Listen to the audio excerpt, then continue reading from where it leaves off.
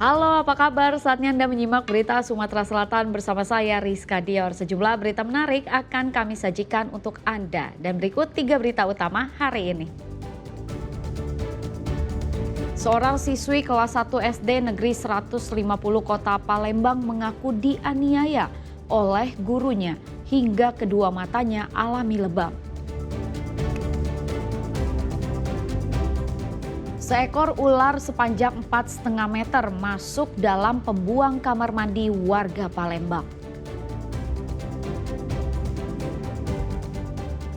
Jasad seorang remaja yang tenggelam di aliran Sungai Curug Besema ditemukan.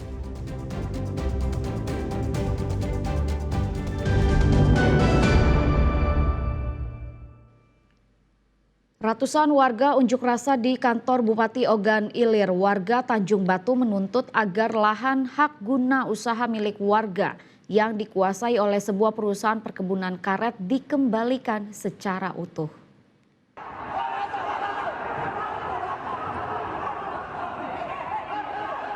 Kericuhan ini terjadi saat ratusan warga memaksa masuk ke dalam kantor Bupati Ogan Ilir pada Senin siang. Meski aksi ini sempat dihadang oleh sejumlah petugas Satpol PP, namun warga yang jumlahnya lebih banyak berhasil merangsek masuk. Warga memaksa ingin masuk untuk menyampaikan aspirasi mereka kepada Bupati Ogan Ilir Pancawijaya Akbar. Dalam aksinya, warga Tanjung Batu yang berasal dari 3 desa ini mendesak pemerintah Ogan Ilir agar lahan hak guna usaha yang sebelumnya dikuasai oleh perusahaan perkebunan karet PT Gembala Sriwijaya dikembalikan kepada warga.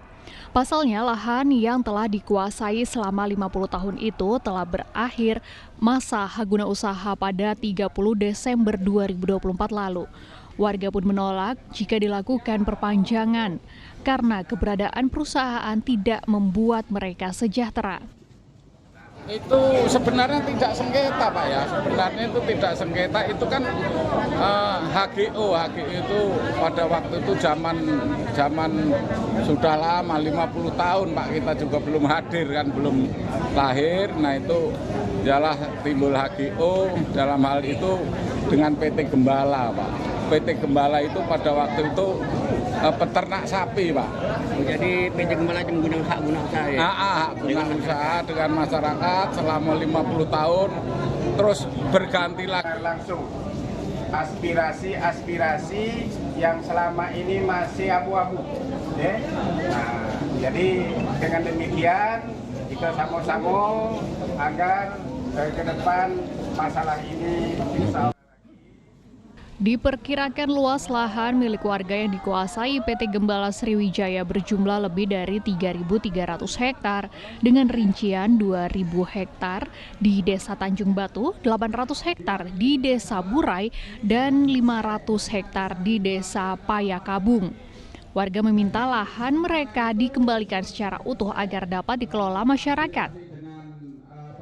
Dedi Ruansyah melaporkan dari Kabupaten Ogan Ilir. Polisi tangkap 2 preman yang kerap melakukan pemalakan di sejumlah titik di Kota Palembang. Keduanya diberi sanksi tipiring dan kegiatan patroli akan dimasifkan.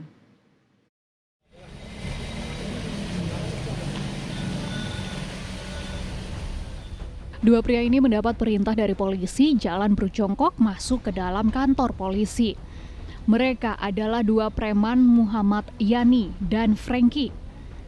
Keduanya ditangkap melalui operasi sikat musi oleh petugas saat tengah memalak pengendara yang melintas di Simpang Nilakandi dan pintu keluar tol Kramasan, Kecamatan Kertapati. Sebelumnya polisi telah menerima beberapa laporan warga mengenai aksi pemalakan ini. Pelaku diberi sanksi berupa tindak pidana ringan yang akan diproses sesuai aturan hukum. Polisi mengungkapkan kawasan tol Keramasan kerap menjadi target operasi atau sasaran utama dari kegiatan rutin yang ditingkatkan karena banyak meresahkan pengendara, terutama sopir truk. Selain di titik itu, petugas juga melakukan patroli di kawasan rawan pemalakan seperti Pasar 16 Ilir dan Jembatan Ampera. Hari ini jam 1.30 saya bawakan 2 tersangka diamankan untuk proses tipiring barang buktinya. Kegiatan ini sendiri berapa hari akan dilaksanakan? Kegiatan sikat musi dilaksanakan 15 hari dari kemarin. Ini hari yang kedua. Operasi ini dimasifkan dan digelar secara berkala untuk menekan angka pemalakan yang kian rawan terjadi. Muhammad Tardi melaporkan dari Palembang. Pergantian musim dan curah hujan tinggi diduga memicu ular keluar dari habitatnya di Kota Palembang. Seekor ular sanca liar masuk dalam pembuangan kamar mandi warga. Panjang ular masuk ke dalam kamar mandi warga itu mencapai 4,5 meter. Besarnya ular kamar mandi. Sambil berteriak ketakutan, wanita ini berlarian menuju rumah tetangganya untuk meminta bantuan.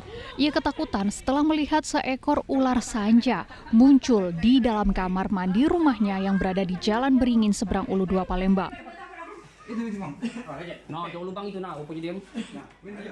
Ular sepanjang 4,5 meter itu menyelinap masuk melalui saluran pembuangan yang ada di dalam kamar mandi. Warga sekitar berupaya mengevakuasi ular dari dalam kamar mandi. Namun warga mengalami kendala lantaran badan ular sempat masuk ke dalam lubang yang berada di bawah keramik kamar mandi. Ular pun berhasil ditarik keluar setelah memecahkan lantai keramik kamar mandi. Pas aku lagi benerin motor, tadi itu kan bibi ini jerit dari rumah. Ada ulo, ada ulo. Jadi kami jengok ke belakang. Pas kami jengok, ternyata ulo itu di bawah tempat kamar mandi, bawah keramik. Keramik itu posisi kecil. Berapa panjang ulo tadi, Kak? Sekitar 4,5 meter. Diduga ular berasal dari semak belukar di belakang rumah warga yang muncul akibat cuaca ekstrim dan curah hujan tinggi, sehingga membuat ular keluar dari habitatnya. Warga lalu memasukkan ular itu ke dalam karung untuk diserahkan kepada petugas Balai Konservasi Sumber Daya Alam. Dedi Ruansyah melaporkan dari Kota Palembang. Seorang siswi kelas 1 SD di Kota Palembang mengaku dianiaya oleh gurunya hingga kedua matanya alami lebam.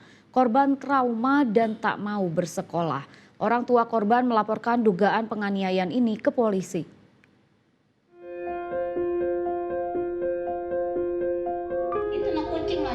Siapa yang anu Patia? Siapa yang anu Patia, ingat tak? Mata merah dan lebam, itulah yang dialami seorang siswi kelas 1 di salah satu sekolah dasar di Kota Palembang. Bocah berinisial F ini mengaku menjadi korban penganiayaan oleh guru tempatnya bersekolah. Korban mengalami lebam di kedua matanya seusai pulang sekolah pada 27 Oktober lalu. Usai kejadian, bocah berumur 7 tahun itu enggan untuk bersekolah karena diduga mengalami trauma. Sedih aku tuh, Vira. Masa dimarahin dia. Orang tua F pun tak kuasa menahan tangis saat menceritakan ulang apa yang dialami anaknya. Ada cincinnya. Ibu guru yang ada cincinnya. Dia pernah ngomong? Yakin Ibu? Yakin. Makanya aku ngomong dia. Tapi dia ngomongnya aja itu, Bi. Ya. Lagi sebelum dibawa ke rumah sakit. Aku nih diocok oleh ibuku yang ada cincinnya. Ngapa dia takut ini nih, Bi? Masa aku tuh? Kalau diancam, awas kamu dengan kau. Kamu sekolah sini. Sementara pihak sekolah membantah adanya peristiwa penganiayaan terhadap korban yang diduga dilakukan guru. Sekolah mengaku jika saat datang ke sekolah mata korban memang telah lebam.